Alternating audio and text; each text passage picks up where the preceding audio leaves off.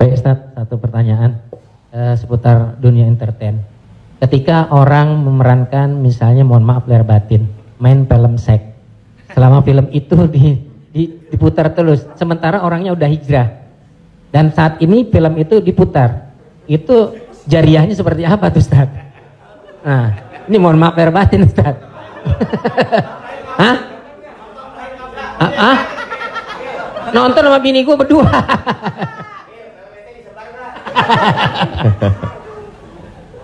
Man sanna fil islami sunnatan hasanatan, siapa yang membuat perbuatan yang baik, falahu ajruha, dia dapat pahalanya, wa ajru man amila biha, dan orang lain yang terinspirasi dengan itu.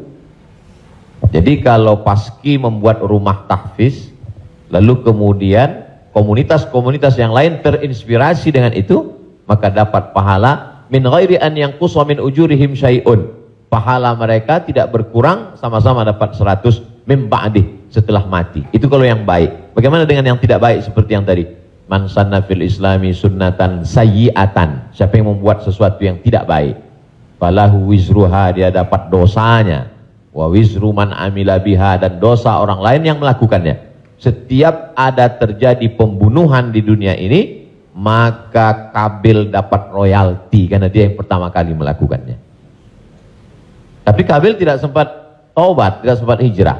Jadi kalau ada yang sempat melakukan perbuatan jelek, dosa, saat dia taubat, dia buat konferensi pers. Saya sudah taubat, sudah mu'alaf kalau dia tidak Islam. Kalau dia sudah masuk Islam, saya sudah hijrah. Maka saya meminta kepada seluruh jamaah yang ada di dunia ini, yang masih menyimpan gambar, foto, video saya, tolonglah kalian delete, dan saya minta ampun kepada Allah Subhanahu wa taala.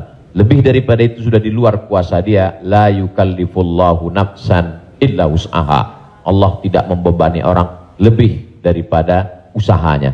Ada seorang hamba berpesan di zaman Nabi SAW, nanti kalau aku mati, maka bakarlah jasadku, lalu campakkan debunya ke laut. Kenapa? Karena aku takut bertemu dengan Allah Subhanahu wa taala atas segala dosa-dosaku. Disampaikan kepada Allah Subhanahu wa taala.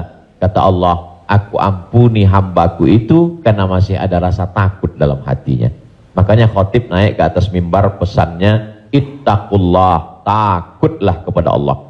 Kenapa kurban Habil diterima, kurban Kabil tidak diterima? La imbasatta ilayya yadaka litaqtulani, andai kau ambil batu besar untuk kau timpakan ke atas kepalaku, kata Habil, ma ana bi basiti yadiya ilaika li aqtulak, aku tidak akan membalas untuk membunuh wahai saudaraku. Kenapa? Inni akhafullah, aku takut kepada Allah Subhanahu wa taala.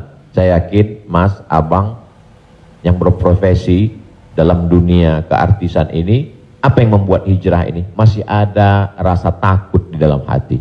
Rasa takut inilah yang kita pupuk bersama. Ada takut 5%, 5% kita jadikan menjadi sebuah komunitas, lalu kemudian kita jadikan sebuah amal nyata dalam kehidupan, disupport oleh Pak Prof dengan keluarga besar almarhumah, diberikan kesempatan untuk menuntut ilmu di Fakultas Hukum, di penyiaran Islam, maka dia menjadi gerakan yang luar biasa. Wallahu a'lam.